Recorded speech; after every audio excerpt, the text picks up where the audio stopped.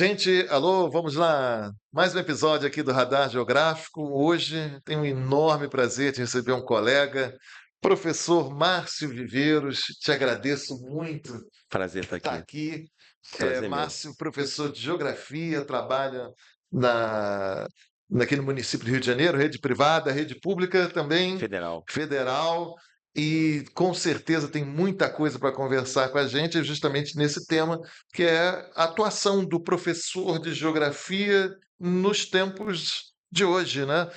Que a gente, enfim, sem dar spoiler, mas com tantas mudanças, como é que vai ter essa, como é que um professor, como é que uma professora vai se pautar diante desse momento atual? Márcio, mais uma vez, brigadão por estar aqui com a gente e vamos lá. Alex, sou eu que agradeço. Muito obrigado. É, Sinto-me lisonjeado de estar aqui num podcast tão importante, né? De tamanha relevância, iniciando dentro do trabalho geográfico, dentro do nosso mercado, e com a possibilidade de mostrar um pouco da experiência de um professor, como milhares que estão aí, e ter essa possibilidade de fala. Eu que agradeço ao Radar Geográfico. Nossa, você está aqui, com certeza vai trazer muitas discussões que eu tenho até medo já do nosso tempo, mas enfim, vai ter conversa. Qualquer coisa você volta aqui para a parte Tá 2. bom, tá bom, prazer. Márcio, vamos lá, 28 anos de magistério. E aí? 28 anos, eu considerei 28 anos com carteira assinada, Aham, que eu comecei em 97, mas de fato eu comecei já num curso pré-técnico e pré-militar em 94, então na verdade são de sala de aula 31 anos, mas de carteira assinada são 28 anos, é o que eu estou considerando depois de formado. Antes de estar formado eu não trabalhei em escola, mas eu trabalhei por necessidade, claro, e trabalhei em curso pré-técnico e pré-militar. Mas na minha jornada profissional também foi importante já esses 3 anos sim. de experiência. Isso foi muito importante para mim. Inclusive, quando eu fui fazer a licenciatura, eu já fui com algumas perguntas importantes, por já ter 3 anos de experiência. E, além disso, ao longo da faculdade, eu dando aula, eu tinha a possibilidade de tirar algumas dúvidas com meus professores, porque eu ainda estava. Eu fiz o FRJ, então eu entrei em 92, me formei em bacharel em 96 e licenciatura em 97. Mas em 97 eu já estava trabalhando com carteira assinada, formado. E essa jornada aí de 28 anos de magistério, muito orgulho de ter desempenhado, escolhido essa profissão e muito orgulho até hoje. É, porque que eu sempre comento, né, os alunos que estão aqui na universidade, na graduação, no final das contas, eles têm assim um grande ponto de interrogação: o que que é a vida do professor, né? E você, então, nesses 28 anos, eu acredito que você já tenha passado por muitos questionamentos, muitas dúvidas, mas você chegou aqui, né? Chegou Sim, nesses vinte e sim, oito sim. anos. Como é que foi E essa trajetória? eu nunca tive muita dúvida em ser professor, eu tive o privilégio e também muito orgulho de ter sido aluno, ex-aluno do Pedro II, Colégio Pedro II Centro. Ele foi a grande mudança na minha vida e com vários professores que foram minhas referências. Eu tinha dúvida se eu seria professor de história ou geografia, Aham. e alguma coisa me levou, por muita sorte, a fazer geografia por um campo de temas mais atuais. Então, com 17 anos que eu entrei na faculdade, eu fiz uma leitura de que com a geografia eu teria mais condição de estudar temas atuais, que de fato me possibilitaram.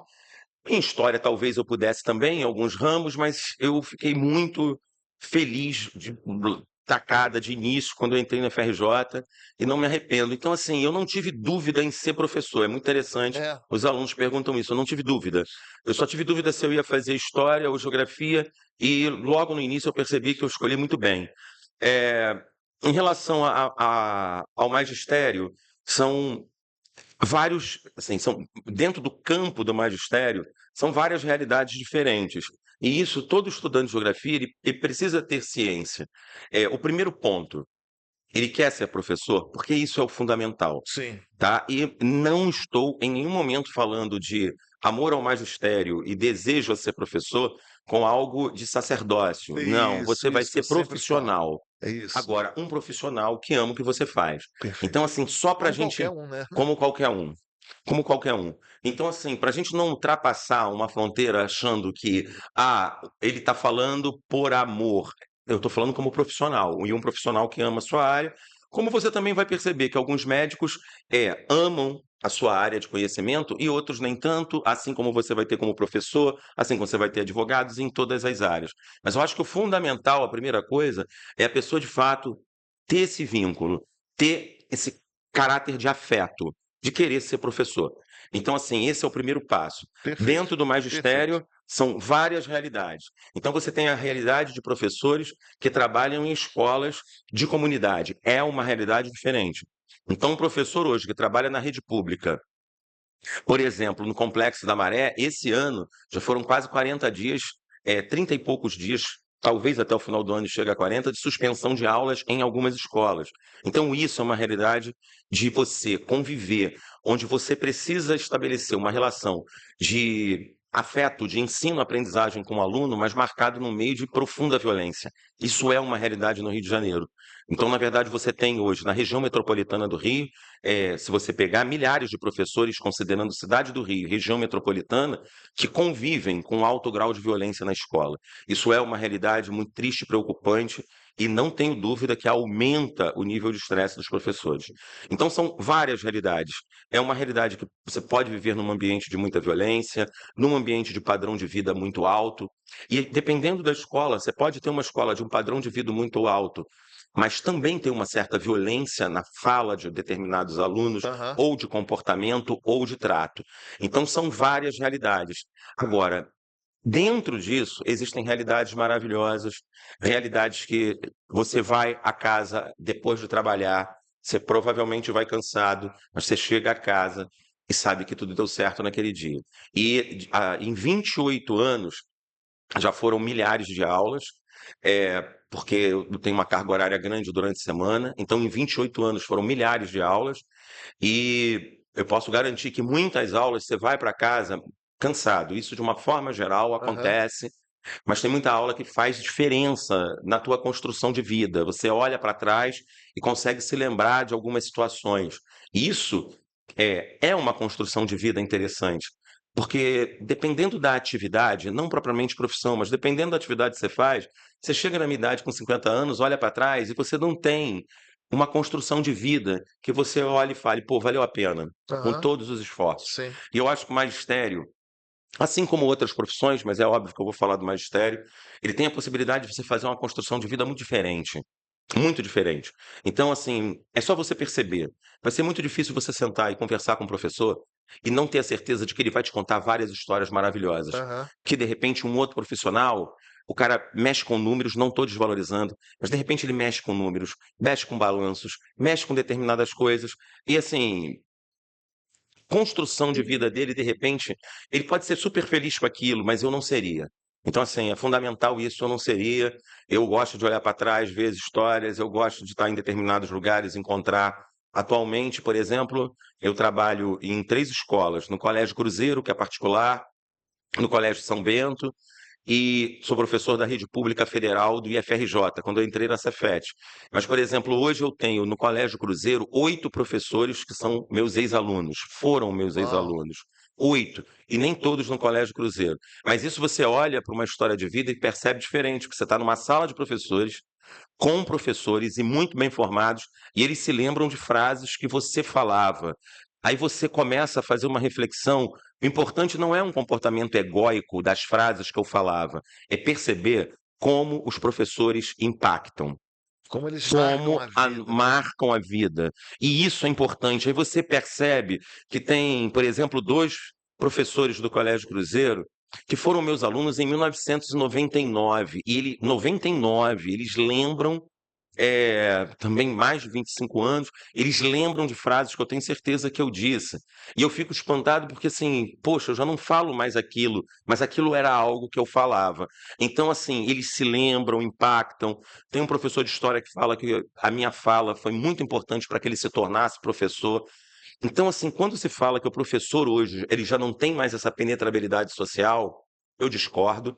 E quem estiver ouvindo esse podcast pode ter a certeza que você com certeza se lembra de 3 professores que marcaram sua vida. E aqueles que marcaram nem sempre foram aqueles que apresentaram as melhores ou maiores credenciais, mas foram aqueles que te afetaram. Então, assim, se eu fui fazer geografia, eu tive professores que me afetaram, e eu não posso deixar de dizer, chamado Fernando Gama, que era um professor de história, de geografia muito importante, deu aula em várias escolas e excelente professor. Foi fundamental as aulas dele e as conversas com ele para que eu tivesse escolhido a minha profissão e para que eu pudesse chegar aqui com uma certa felicidade de ser professor. Entende? Felicidade de ser professor.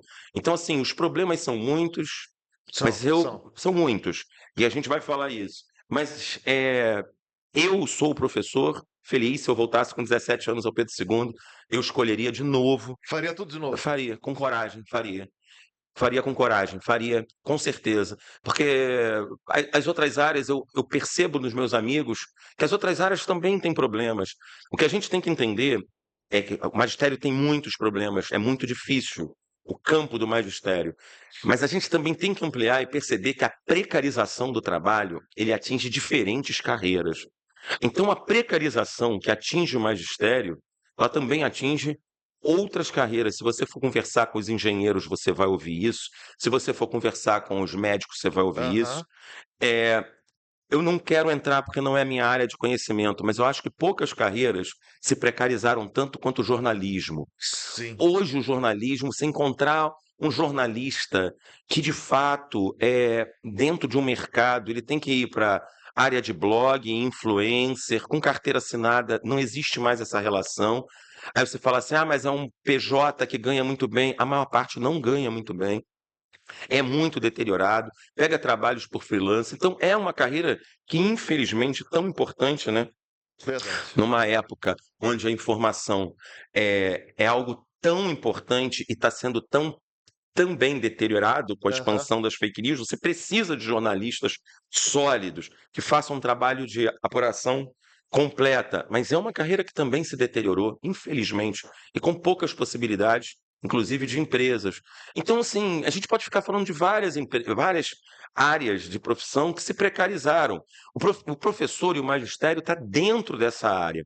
Então, assim, é, você vai fazer as perguntas, né? Eu falo pra caramba, mas é isso. O professor, assim, Eu já vim já com vontade de falar. isso, e Sim, com vontade de realmente de analisar, assim, o magistério, porque senão, só tem problema. Não, ele só tem problema. não, Ele tem não. construção de vida, ele tem histórias ao longo da sua vida, tem possibilidade de ter mais do que um emprego, coisa que o engenheiro não tem, Aham. entendeu? É uma das poucas profissões que você tem possibilidade de ter 2, 3 empregos.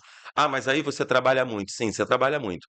Agora, eu quero saber qual hoje é a profissão Que trabalha pouco. que trabalha pouco. Qual a profissão hoje honesta que se trabalha pouco? Não vejo. Eu não vejo isso entre os meus amigos economistas, engenheiros, não vejo. E com a possibilidade de ter mais do que um emprego. Só para, antes de te fazer a pergunta, um pequeno comentário, vou me permitir aqui. Você falou de como o professor, a professora muda a vida do aluno e da aluna, né? De uma frase, de um impacto, ou apenas até do seu jeito de falar, de pensar, de agir, de trabalhar, né? Mas a nossa profissão tem isso, mas também tem o outro lado, né? Quantas vezes a gente está indo trabalhar com aquele profissionalismo que você falou, mas não está num dia bom, de repente, como os alunos Sim, mudam a nossa vida durante aqueles 50 minutos, né? E sim, às vezes sem saber. Uma sim. aula que eles corresponde, que eles participam, ou até que eles possam até perceber que a gente não está num dia muito bom. Uhum. Então, que outras profissões não vão ter isso, né? A gente tem esse público que é uma mão dupla, né? Assim como a gente muda a vida deles, eles também Sim, mudam a podem nossa mudar. vida, né? Podem mudar. Às vezes também, eh, a sala de aula é um espaço de saberes e afeto. Então, se você for para ali transmitir um conteúdo e realizar aquele trabalho profissional absolutamente frio e Uhum. distanciado, provavelmente vai ser insuportável para você e insuportável para os Para os alunos. alunos. E o processo de ensino-aprendizagem, ele precisa afetar. Ele é um espaço de afeto. Então, ao mesmo tempo que o aluno ele pode te afetar positivamente, ele pode te Também. afetar negativamente. É. É aquele dia que você vai super feliz e você vê um comentário ali amargo que te joga. Isso acontece. Aí, a forma que eu conduzo.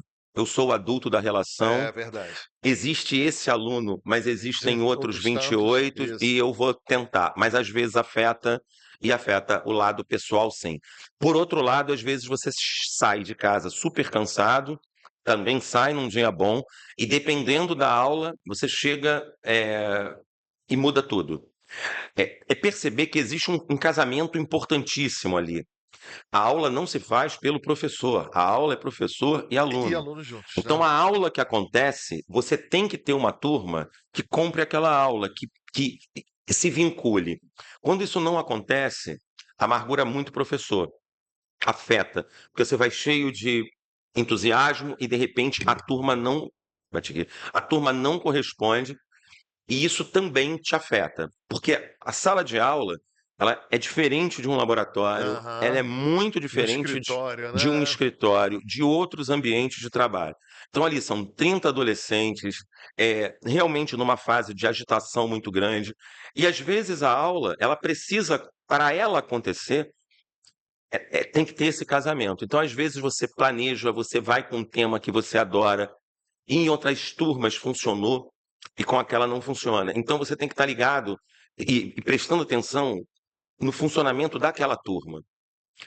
Não é um trabalho simples, não é um trabalho de linha de montagem. É Isso. um trabalho que você vai olhar para aquela turma e você vai olhar para aquela turma e falar assim, cara, isso aqui não vai funcionar dessa forma e vai funcionar de outra.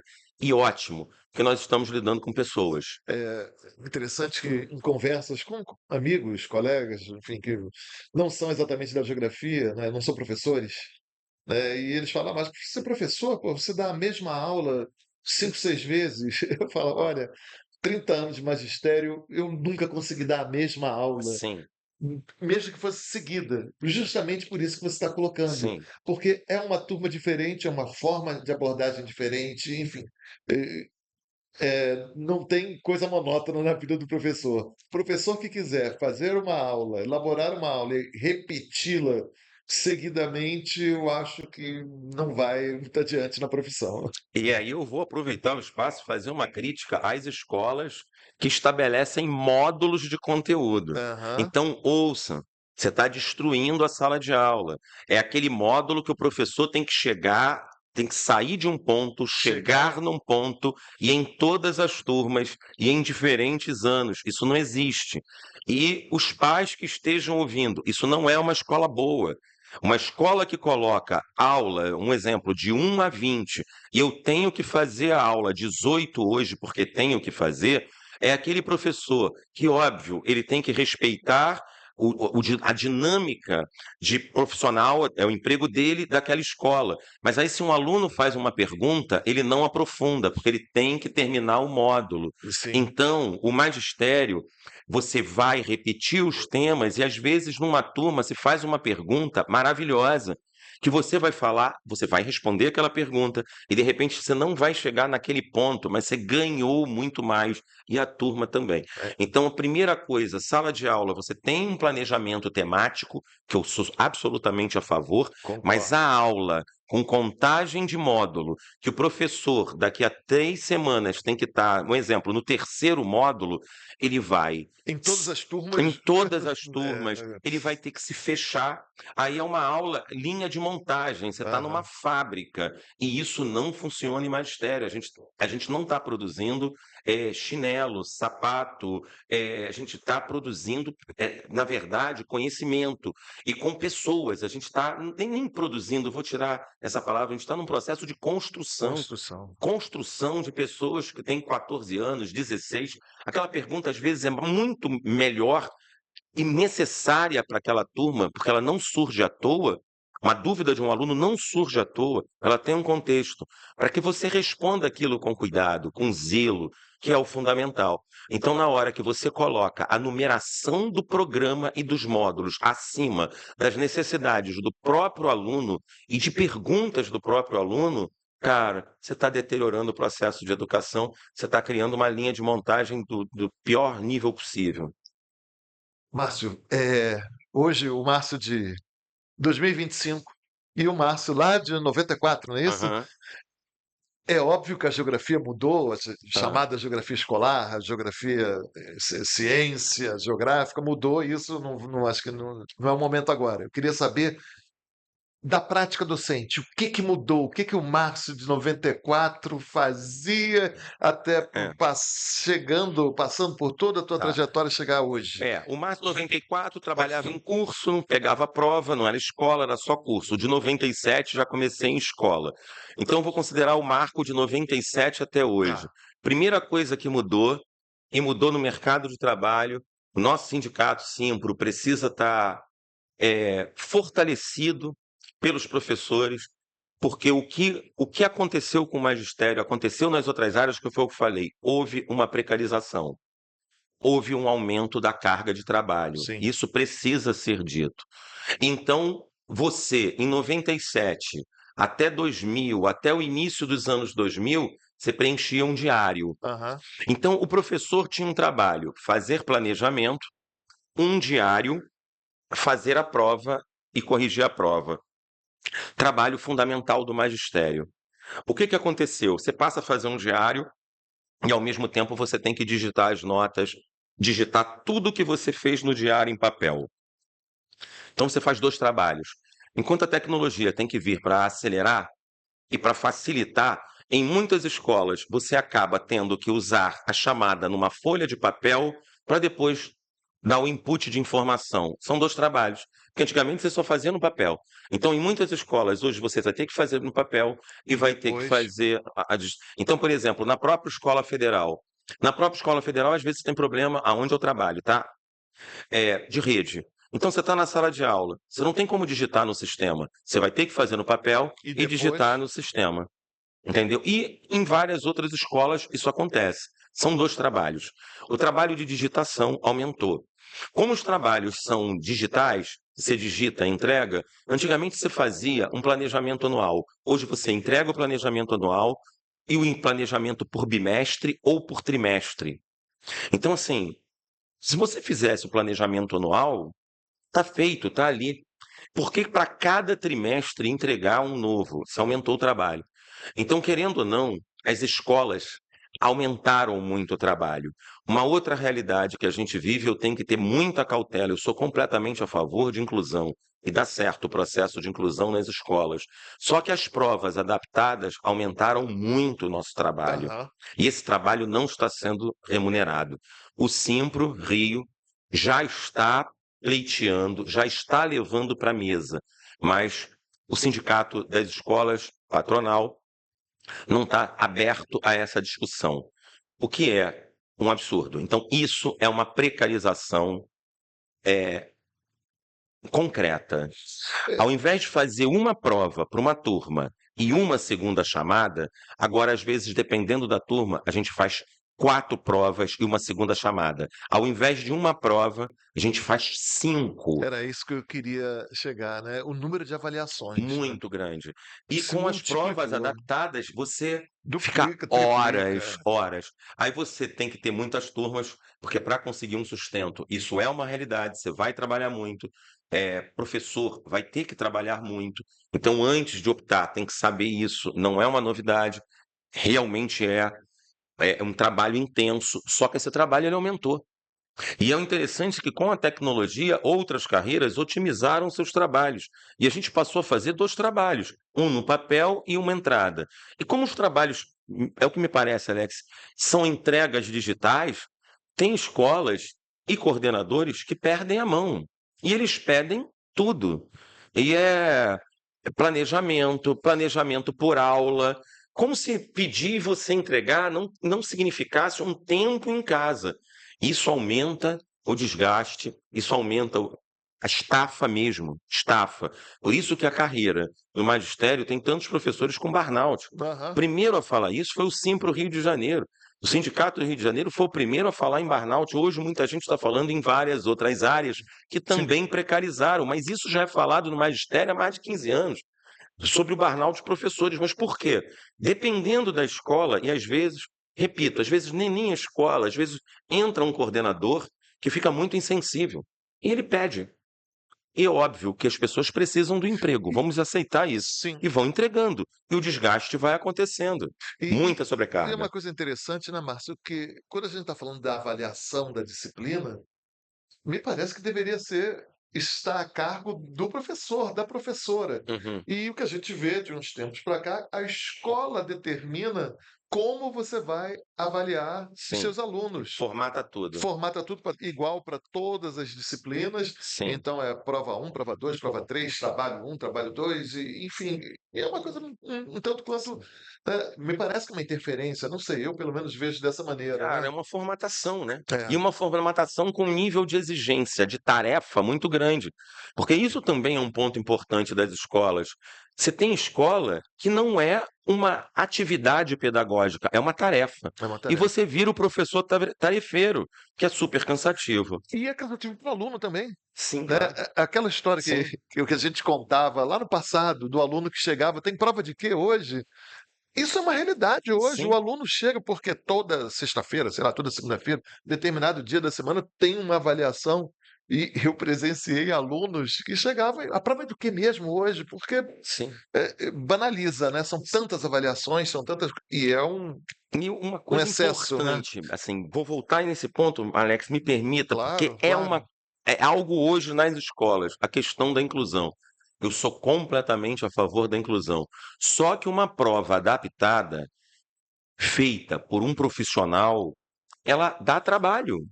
Ela precisa ser bem feita. Uma prova adaptada, ela precisa ser feita com zelo Uhum. para aquele aluno que vai recebê-la. Você não pode fazer aquilo rápido. É em respeito ao aluno e, óbvio, é o zelo do teu lado profissional. Só que o lado profissional, ele precisa ser remunerado. É um trabalho profissional. Aí você lê para adaptar, você busca a melhor adaptação de acordo com o nível de espectro daquele aluno. Isso Aham. é um trabalho profissional. Isso. Só que é um trabalho que nos últimos anos ele só vem aumentando.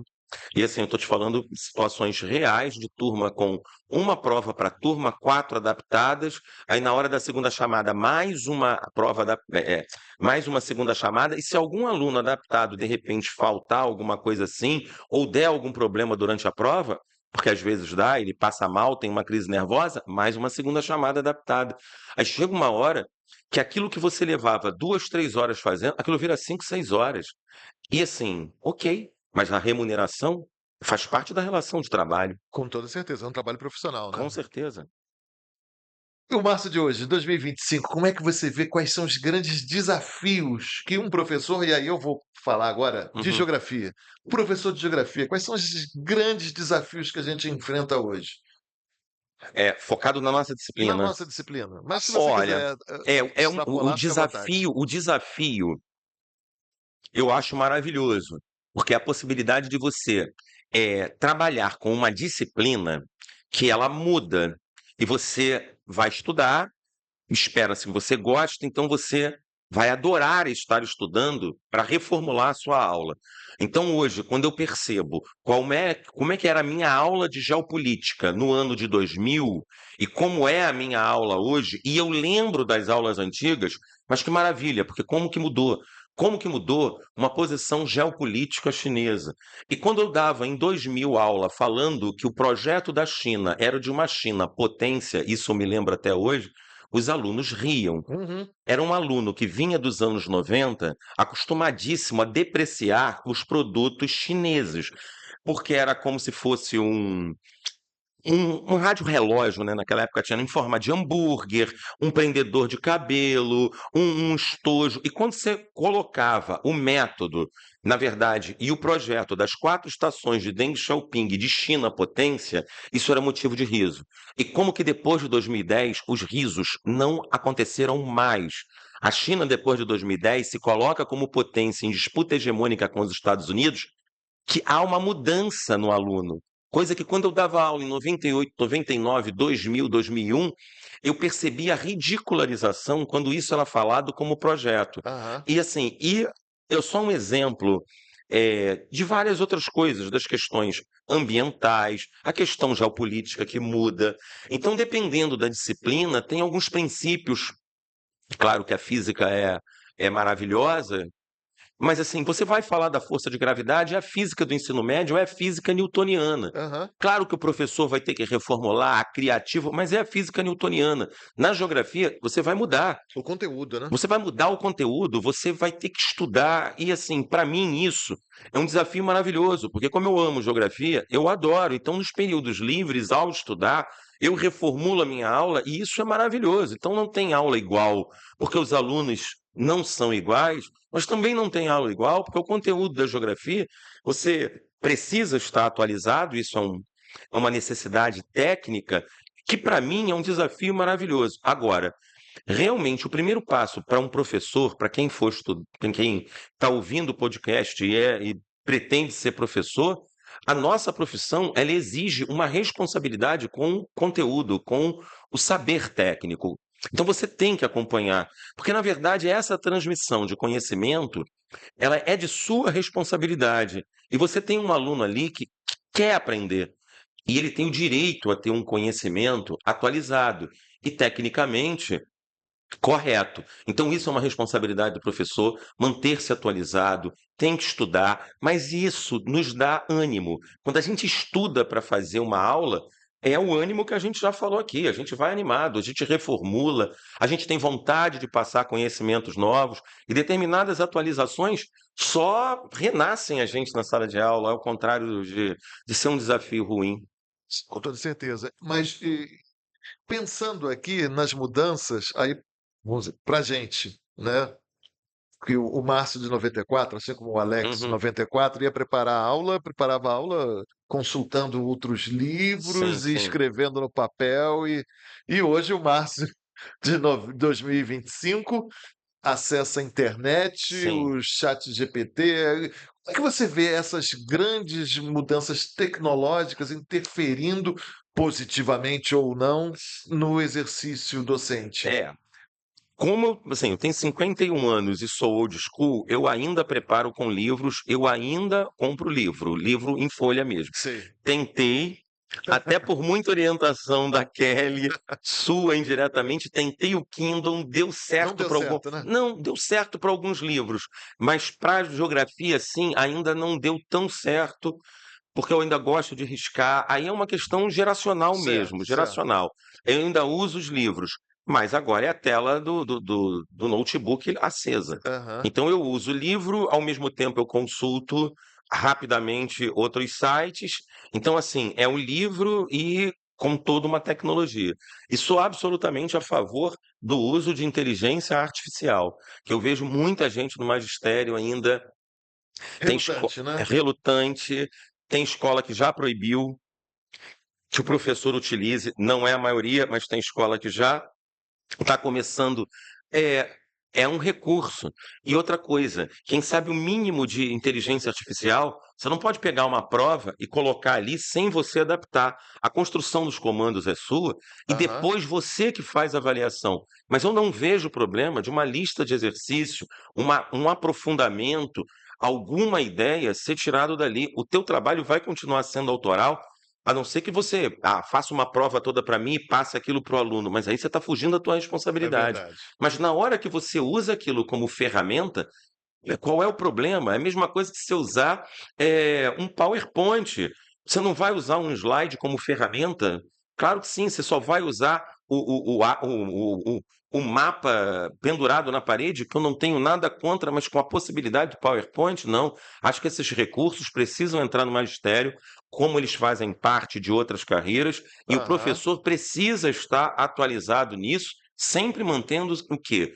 A confiança do conteúdo é sua, na sua autoridade intelectual, na sua confiança do teu corpo técnico, do teu construto técnico. Agora, você tem que usar essas tecnologias. A inteligência artificial, ela facilita muito pesquisa. Inclusive, eu tenho feito várias buscas de levantamento bibliográfico direcionado pelo chat GPT. E que é muito positivo para mim. Estou ganhando tempo. Eu entro no site, mas ele já faz a listagem de textos de acordo com o meu prompt, de acordo com o que eu desejo. Por que não utilizar isso? Tem que usar. Concordo inteiramente com você. Não tem como a gente ficar para trás nessa Não, história. claro que não. A gente tem que se inserir nessa discussão. Geografia E a formação do cidadão? A gente está vendo um momento em que várias discussões ganham corpo e relevância, principalmente a partir de internet, redes sociais. Como é que você vê a geografia enquanto ciência escolar, enquanto escola, enquanto formação de cidadão? Como é que a gente está nessa história? Como é que a Ah, gente participa dessa brincadeira, Márcio? Alex, obrigado por essa pergunta. Essa pergunta é assim, é central. Aquilo que o geógrafo ele começa, a partir de anos de estudo, a normalizar, que é o olhar geográfico, isso na formação de um cidadão é muito importante. A maior parte dos nossos alunos não vão fazer geografia. Não vão fazer. Então, o que que esse aluno, como cidadão e construção de uma pessoa, ele precisa se formar em uma pessoa, agir como cidadão, mas ele precisa ser pessoa. E a diferença entre pessoa e indivíduo é a pessoa porque reconhece o outro. Sim. E esse reconhecimento do outro, ele tem a questão espacial, ele tem o olhar geográfico. Então, aonde é o nosso foco? Então, para os futuros professores de geografia, mas também para alguns professores de geografia que já estão no mercado, a gente tem que tomar um certo cuidado, porque às vezes, dependendo do programa, a gente cumpre alguns programas que é mais história, a gente está fazendo mais história do que geografia. A geografia, ela tem ali, ao contrário de tantos debates, ela tem um objeto, que é a diferença espacial. Então a gente tem que espacializar, a gente tem que geografizar. E esse cidadão que vai se tornar, né, que está em construção, ele precisa perceber essas diferenças espaciais. Olha a paisagem, se você pegar o trem voltando para sua casa em direção ao subúrbio. Olha a paisagem, se você pegar um ônibus indo para a zona sul do Rio de Janeiro, a diferença espacial dentro da zona sul do Rio de Janeiro, aonde estão os espaços que ainda são de zona sul, mas são com características de áreas periféricas. E por que será que em determinadas praças você tem uma construção social de exclusão e é espacial? Então, a exclusão social no Brasil, você vai ver em muitas praças, mesmo você morando em Zona Sul. Você pode estar na sua bolha, mas essa bolha ela pode ser furada por um olhar. Se você tornar essa praça invisível aos seus olhos, você, na verdade, está se tornando um míope geográfico. A Olha que diferença interessante. está ali. Você só não pode invisibilizar, porque se você invisibilizar, você Sim. vai continuar na sua bolha. E essa diferença, ela é espacial. E se você mostra isso para o aluno, você vai perceber que ele não precisa de Márcio, de Alex, de professor, e também não precisa de BGE, porque esse sentido da diferença e das desigualdades brasileiras materializadas espacialmente, ele vai conseguir discernir, ele vai perceber, mesmo chegando do Galeão, quando ele pega a linha vermelha, ele vai perceber a diferença entre, de repente, o bairro que ele mora e o caminho que ele fez até o aeroporto. E isso se prepara em sala de aula, mostrando para ele diferenças de ambientes de moradia, o distanciamento social, enquanto ao mesmo tempo você tem São Conrado e Gávea, você tem uma Rocinha como um dos maiores números de casos de tuberculose, por problemas ligados à insalubridade de moradia, densidade demográfica, habitações que não recebem Aham, sol, num aham. ambiente úmido. A Rocinha tem um caso de tuberculose enorme. Aí o que que você, pelo menos é o que eu tento em sala de aula, olha a proximidade em relação aos índices de IDH, o Índice de Desenvolvimento Humano, aos índices socioeconômicos da Gávea e da Rocinha. Geograficamente tão próximos, Próximos. socialmente tão distantes, mas também com um problema temporal, porque tuberculose e o número de casos da Rocinha é algo do século XIX, e nós estamos no século XXI.